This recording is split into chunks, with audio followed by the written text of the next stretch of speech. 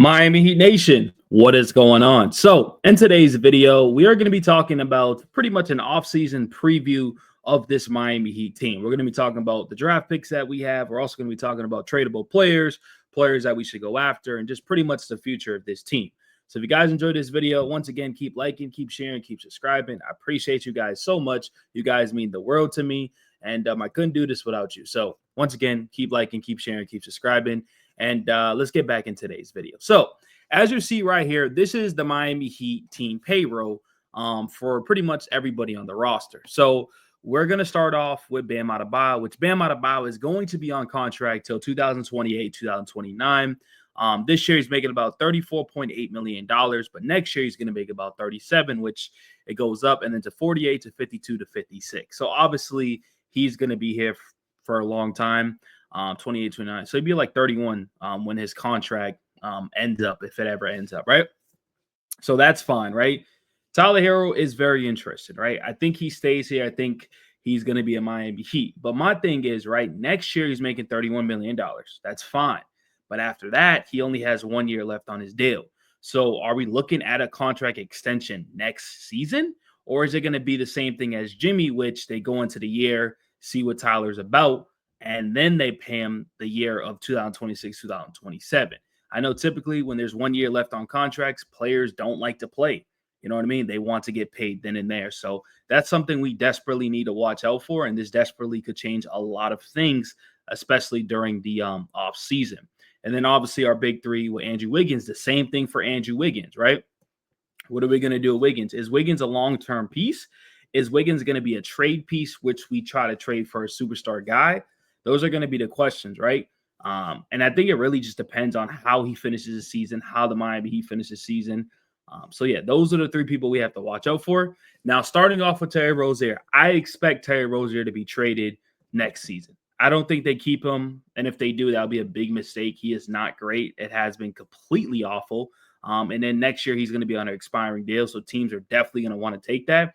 And I think if we trade for a player like Kevin Durant or possibly John Morant, or these other superstars that are available, he's going to be part of it because of his contract so big. So Terry Rozier 100% will be traded. This one is interesting too, right? Duncan Robinson is going to be on an expiring deal after this year. They might keep him. They might not.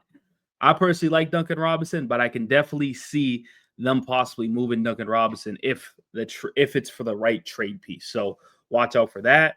Same thing for Kyle Anderson, right? Because we have him for technically 3 years, so he'll be here to 2027. How do they want to keep him? They wanted to trade him. They just couldn't find a trade piece this year. So we got a couple of trade pieces off rip of Kyle Anderson, Duncan Robinson, and Terry Rozier. And they're not the most attractive, but they're expiring deals pretty much, and they can make salaries work. So that's the big question right there, right? And then Davion Mitchell, I mean, this dude has been playing incredible basketball. We have to make sure that we keep Davion Mitchell, because if we don't, that's going to be a huge loss for this Miami Heat team. Simple as that, like straight up. We need to bring Davion Mitchell back. Same thing for Haywood Highsmith. I don't know what happens with him. He has a lot of DNPs. The coaches don't play him as much as we thought. He got paid. You know what I mean? So we're going to see what happens with this. I thought he recently did just get paid, though, so maybe this is not updated. But, yeah, this is kind of where we're at, where Haywood Highsmith possibly could be a trade piece. And I think some teams would love to have him on the team, to be honest with you, because he is a 3-and-D wing, and he can slow down defenders. That's his job. So you definitely need that. Obviously, Khalil Weir is a big one. Kevin Love will be back. Jaime, I think, is a tradable piece. Jovic is a tradable piece, but they're going to be back.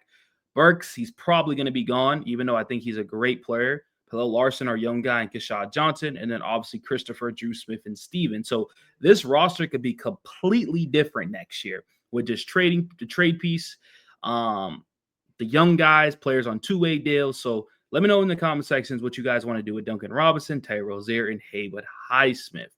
Now, also, what I'm going to show on the screen is kind of the draft capital, because that does play a huge factor in a lot of this stuff that us Miami Heat fans, want to acquire a star player, right? And so you see right here, 2025 via Golden State, protected 1 through 10.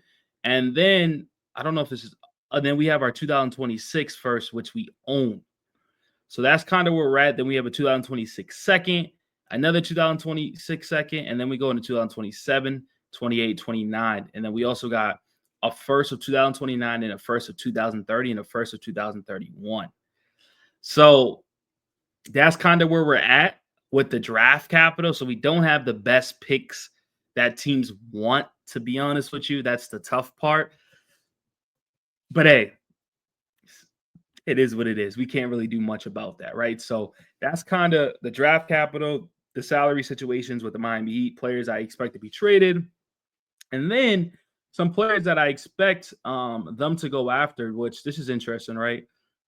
So this is pretty much ranking best Morant trade destinations if the Grizzlies do unthinkable in the summer via clutch points and trade Morant. So obviously it says Miami Heat number 1, Houston number 2, Orlando number 3, Pelicans number 4 and 5, Utah Jazz. Now, sadly, the crazy thing about this is that they all got better assets than us, right? That's the tough part about it. The only thing that could possibly work out if Josh says, "Hey, man, listen, I want to go to Miami." You know what I mean? And so let's read this article, right? So it says, depending on the value of the Warriors' first-round pick and Miami's own selection, the Heat could potentially package those assets along Wiggins and Mitchell to acquire Morant. A trio of Morant, Tyler, and Bam would provide Miami a formidable core. The Heat have long pursued a star-caliber player, and Morant could be the next big-name addition to their roster. It says Miami's well-documented pursuit of Damian Lillard during the 2023 offseason suggests they remain in the market for a lead guard, which I agree. We don't have the last point guard we had was really Goran Dragic, right? It said Morant's ability to push the tempo and create shots will lie well with Spo's system. If the Heat are willing to include a future first-round pick swap or a combination of recently acquired players, such as Wiggins, Anderson, or Davion Mitchell, with young talent like Jovic, they could gain an edge over other suitors and trade discussions. Now, it sounds true, but it's going to be tough. Like I said, those teams definitely have better picks than us, and you know how that works, right? So that's one of the stars that we can definitely look at. But also free agency does exist, right? I know people don't really talk about it much because people get in deals, but these are going to kind of be the free agents that are going to be available. Now, players are probably going to sign extensions and stuff like that, but LeBron will be available. He's not going nowhere. Fred, Kyrie Irving, James Harden, Chris Middleton, Julius Randle, John Collins, Brooke Lopez, Clint Capella. You got Brogdon, Bruce Brown, Miles Turner, Tim Hardaway Jr., D'Angelo Russell, Caris LeVert, Luke Kennard, Naz Reid. As you see, it gets worse and worse. I honestly would love to have a Bobby Portis. But this free agency class is not the greatest. You know what I mean? So that's why I'm saying, I would love to bring in Kelly Oubre, to be honest. But that's what I'm saying. We should definitely be making a trade. We can't just go, oh, we got money now and this and that. Let's sign players, because who we're gonna sign? There's no one for us to really sign in this free agency class. These are the best free agents available, and we all know LeBron's not going nowhere and Kyrie Irving's not going nowhere. I don't even think Harden's gonna go anywhere. You could say, well, Julius Randle. If Julius Randle comes to this team, that'll probably be the worst mistake the front office has made. So once again, let me know in the comment sections, what do you think about this offseason preview? What players should we go off in free agency if we do sign role players? Because that's what I'm looking for.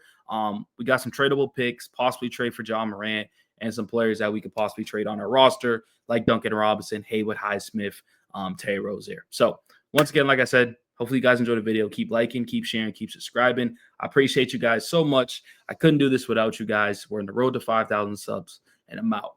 Peace.